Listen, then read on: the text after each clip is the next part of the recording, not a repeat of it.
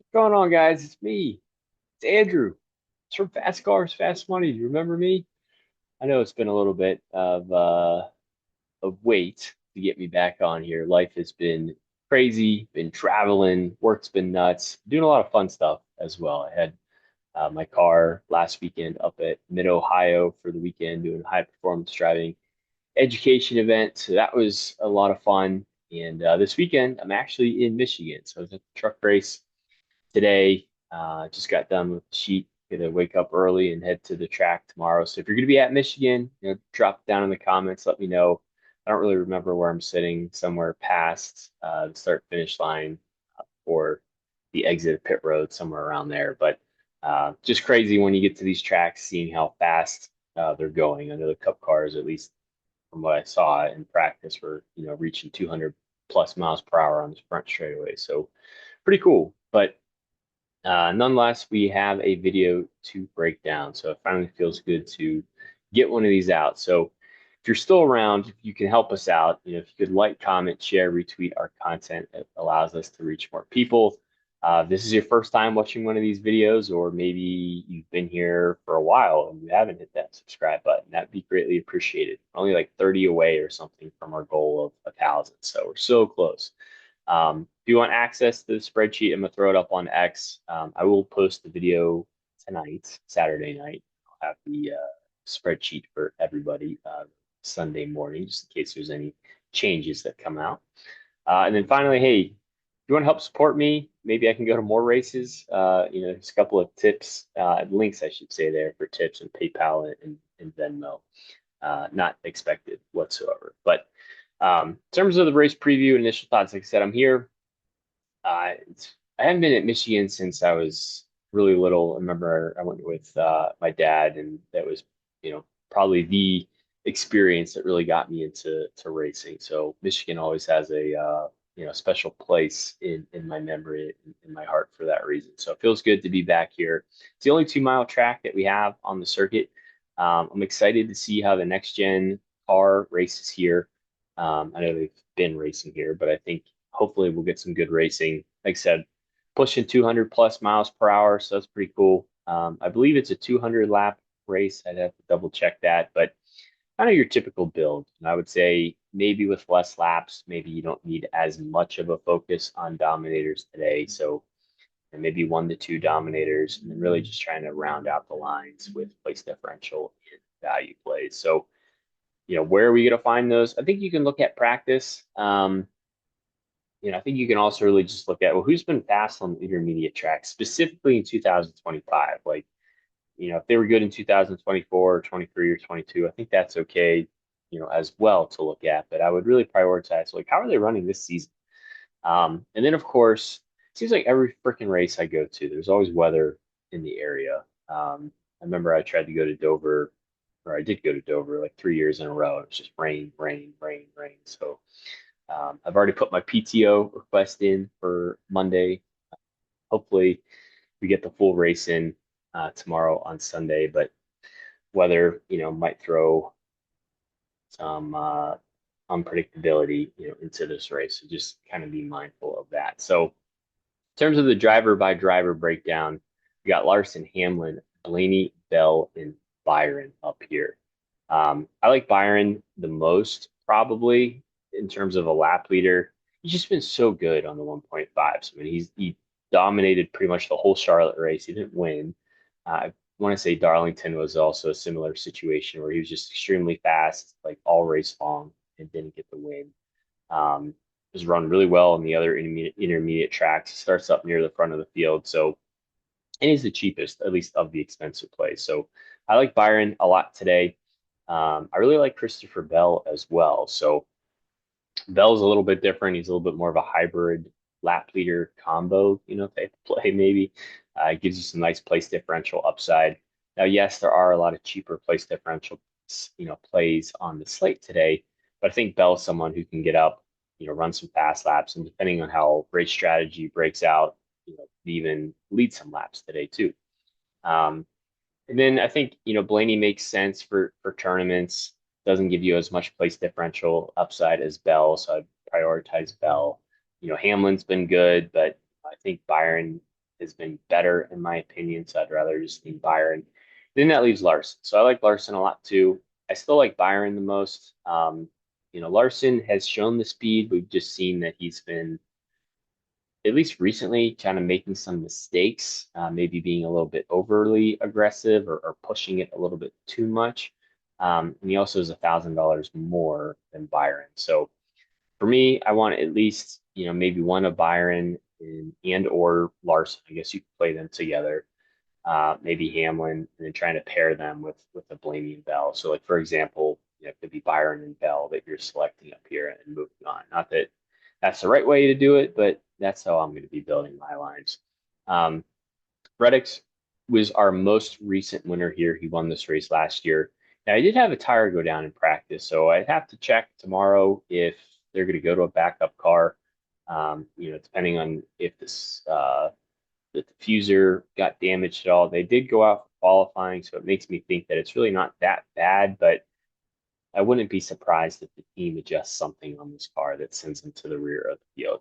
And if it does send him to the rear of the field, it really doesn't change that much for me, honestly. Like, I don't think he's going to be a stage one lap leader. He starts 12th, should have a fast car. So, you know, it wouldn't really change your ownership if he does go to the back, but just be mindful. Maybe I'd take them down slightly, maybe from 20% ownership to 18% ownership, or 15 to 13 or something like that. Nothing crazy.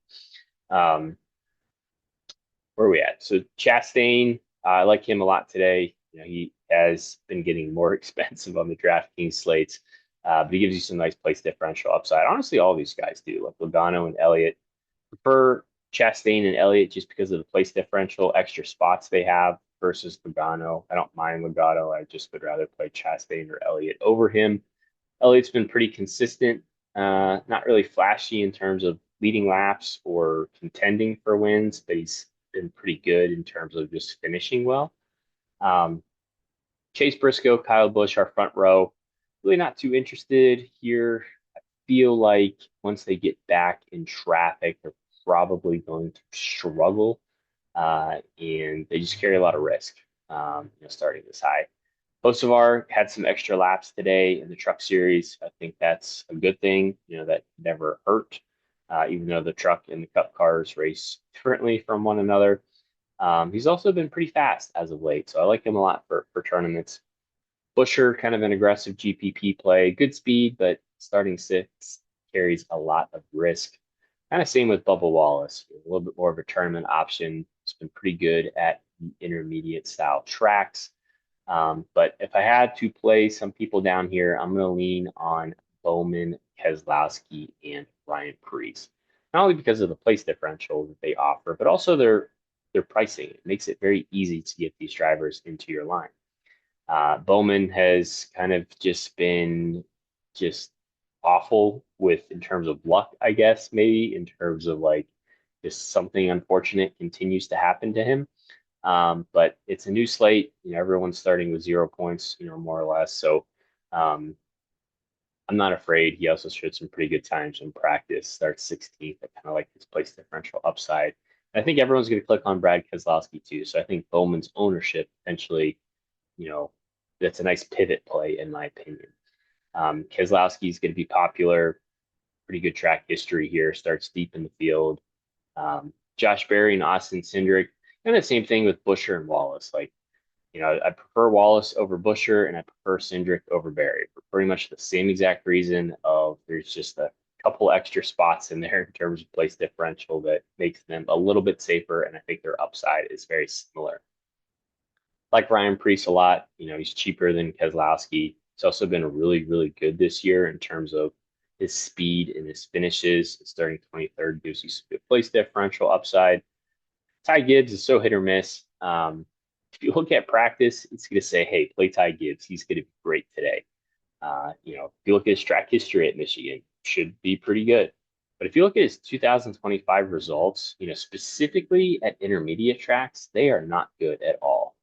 He's been very slow on these styles of tracks, has not gotten good finishes. So, proceed with caution.